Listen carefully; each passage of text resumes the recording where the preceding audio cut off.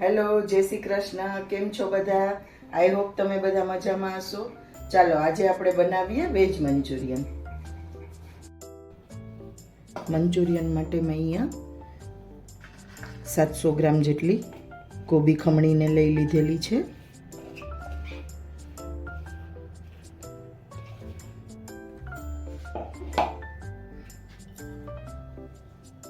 ત્રણ ડુંગળી લીધેલી છે મેં, એને ઝીણી કાપી લીધી છે.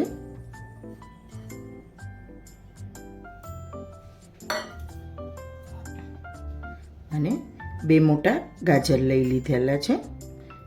ગાજરને પણ મેં ખમણીને લીધેલા છે.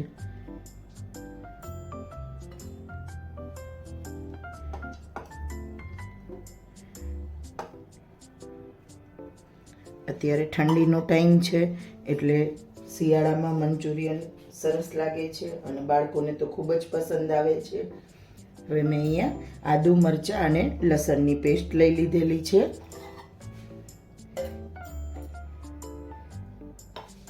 મેં આદુ, મરચાં, લસણની અહીંયા પેસ્ટ કરીને લીધી છે. મેં લીલું લસણ લીધું છે, મરચાં 5 થી 6 નાખેલા છે અને લીલું લસણ લીધેલું છે.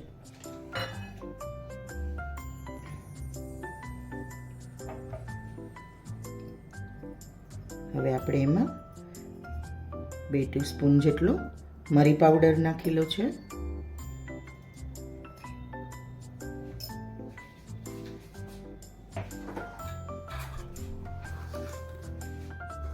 બે ટીસ્પૂન મીઠું નાખેલું છે. મારી મંચુરિયનની ક્વોન્ટિટી વધારે છે એટલે મેં મીઠું એ પ્રમાણે નાખેલું છે. 1 ચમચી લાલ મરચું પાવડર નાખેલો છે.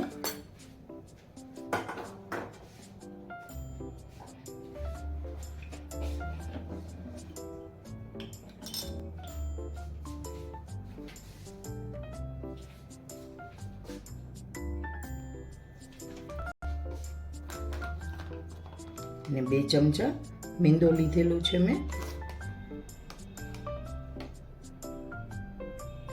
તમે મંચુરિયનની ક્વોન્ટિટી હોય એ પ્રમાણે મેંદો લઈ શકો છો.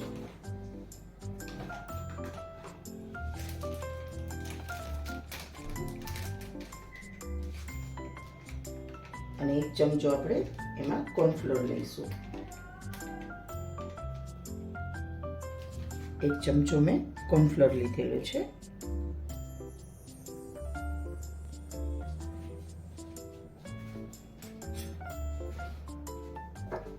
હવે મંચુરિયનમાં આપણે 1 ચમચો મેં સોયા સોસ લીધેલો છે, મતલબ 2 ટેબલ સ્પૂન જેટલો સોયા સોસ લીધેલો છે.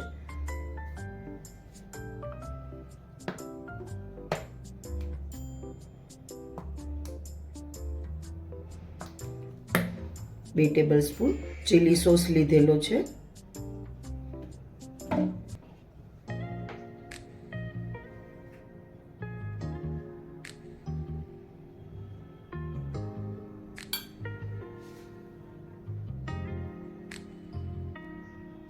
ને 2 ટેબલ સ્પૂન કેચઅપ લીધેલો છે.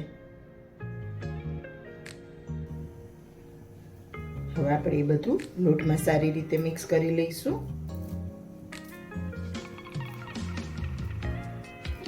બધો મસાલો આપણે મિક્સ કરી લઈશું સારી રીતે. આમાં આપણે પાણી બિલકુલ જ નાખવાનું નથી, કેમ કે કોબીમાંથી પણ પાણી નીકળશે અને આપણે સોસ લીધા છે એના લીધે પાણીની બિલકુલ જ જરૂર નહીં પડે. લોટને સારી રીતે મિક્સ કરી અને બાંધી લઈશું.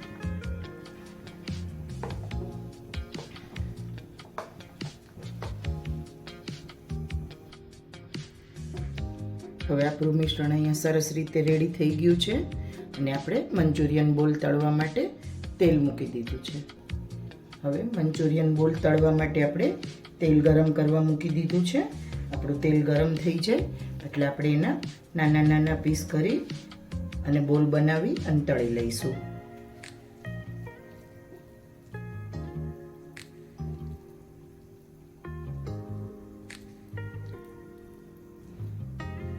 આ રીતના મેં નાના બોલ તૈયાર કરેલા છે.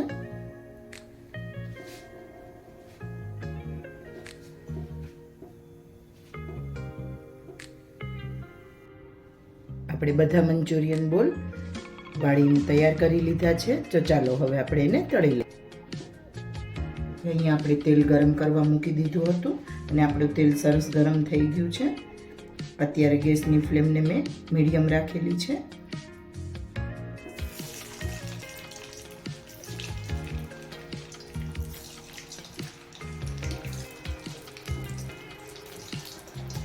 આપણે એક સાથે જેટલા આવે એટલા જ મંચુરિયન બોલ તૈયાર કરીશું.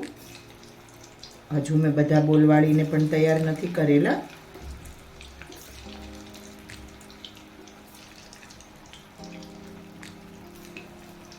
આપણે 10 થી 12 જેટલા બોલ એક સાથે તળી લઈશું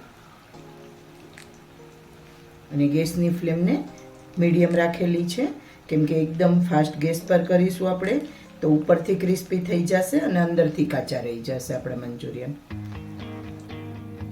હવે 20-25 સેકન્ડ જેવું થઈ ગયું છે. હવે આપણે એને સાઈડ પલટાવી લઈશું મંચુરિયન બોલને. અને તમે મંચુરિયન કઈ રીતે બનાવો છો એ પણ મને કહેજો.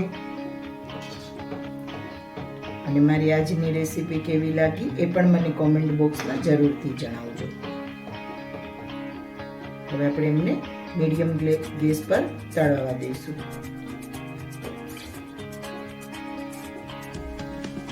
આપણા મંચુરિયન બોલ એકદમ સરસ તળાઈ ગયા છે. તો હવે આપણે એને કાઢી લઈશું. તમે જોઈ શકો છો કેટલા સરસ ક્રિસ્પી અને બ્રાઉન થઈ ગયા છે.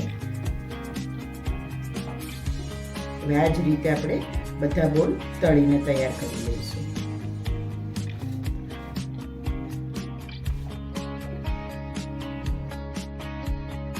આપણે બધા મંચુરિયન બોલ તળીને રેડી કરી લીધા છે. તો ચાલો હવે આપણે એની ગ્રેવી બનાવી લઈએ. ગ્રેવી માટે મેં અહીંયા કઢાઈ લઈ લીધેલી છે. એમાં આપણે 1 ટેબલ સ્પૂન જેટલું તેલ મૂકેલું છે.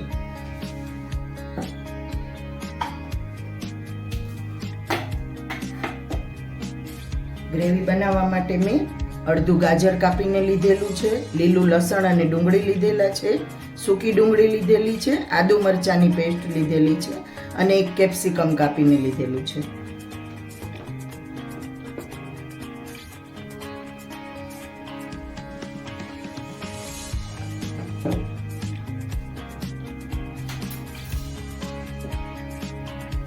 હવે આપણું તેલ ગરમ થઈ જાય એટલે સૌથી પહેલા આપણે આદુ મરચાં લસણની જે પેસ્ટ બનાવીને લીધેલી છે એ નાખી દઈશું.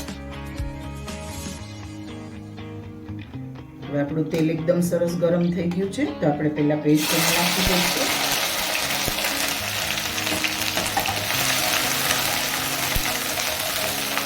બસ 10 સેકન્ડ માટે આપણે પેસ્ટને એમ જ સાતળશું અને પછી આપણે એમાં જે બીજી સબ્જી કાપીને રાખેલી છે એ નાખી દઈશું.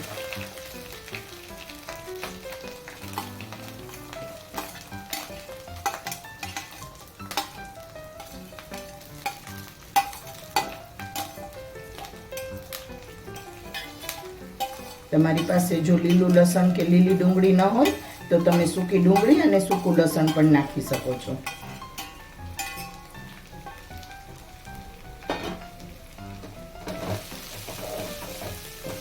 એક મિનિટ માટે આપણે એને એમ જ સાંતળી લઈશું. ગેસની ફ્લેમને મેં મીડિયમ ટુ સ્લો રાખેલી છે.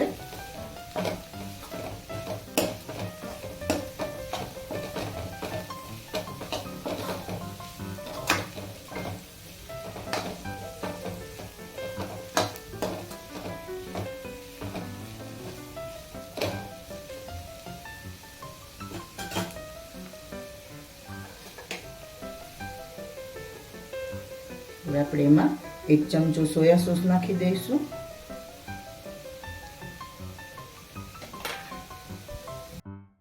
હવે આપણે એમાં 1 ચમચો સોયા સોસ નાખીશું.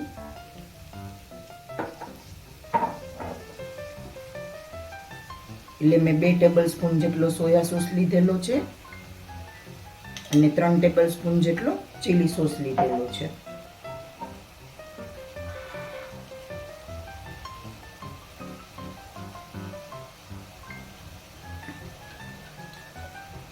બે ટેબલ સ્પૂન જેટલો કેચઅપ લીધેલો છે.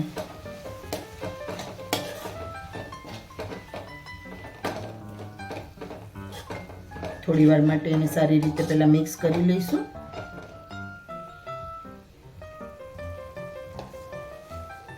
હવે 1/2 ટેબલસ્પૂન મીઠું નાખેલું છે મેં.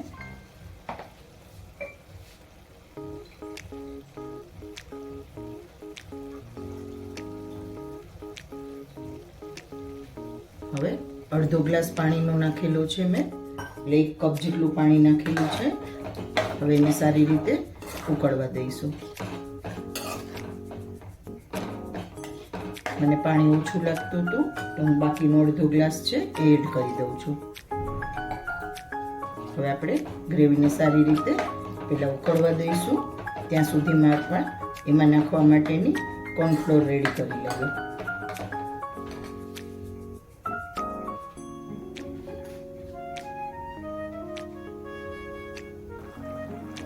હવે આપણી ગ્રેવી સરસ એકદમ ઉકળી ગઈ છે, ગરમ થઈ ગઈ છે.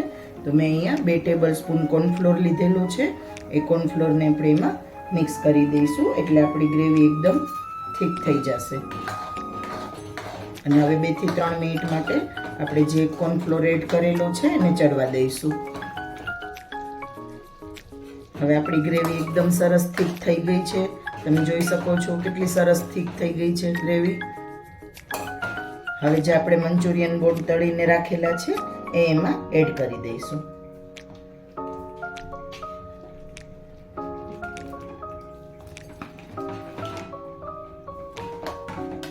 અને હવે આપણે એને સારી રીતે ગ્રેવીમાં મિક્સ કરી લઈશું.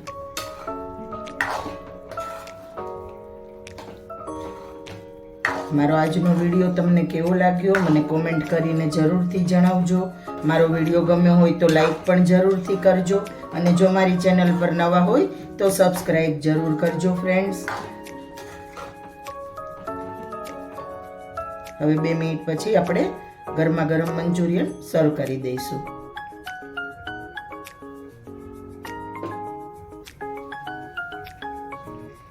હવે આપણું મંચુરિયન એકદમ રેડી થઈ ગયું છે. આપણે જે ઉપરથી સ્પ્રિંગ ઓનિયન છે એ અત્યારે નાખી દઈશું.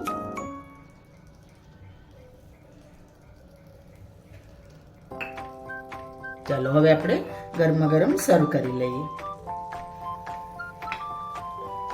ચલો આપણું ટેસ્ટી અને ચટાકેદાર મંચુરિયન એકદમ રેડી થઈ ગયું છે. તમે પણ એકવાર આ રીતે બનાવીને જરૂરથી ટ્રાય કરજો અને મને જણાવજો આજનો મારો વિડીયો કેવો લાગ્યો. Thank you friends.